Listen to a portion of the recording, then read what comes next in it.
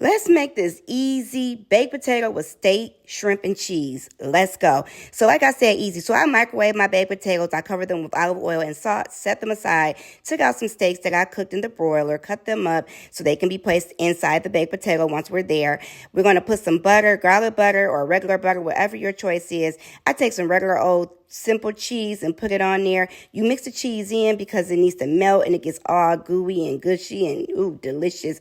Make sure you stuff those potatoes up. Start stuffing your potatoes with your extra toppings, your shrimp, your steak, your cheese. You just want to fill those bad babies up because this is going to be mouth watering. And like I said, easy breezy. Easy breezy. So I put a lot of shrimp, a lot of steak, and then I just got another pan and foil lined it because I hate cleaning dirty pans. Like, this is just what I do. So I cover all my pans with foil, even if you don't have to, but I just do.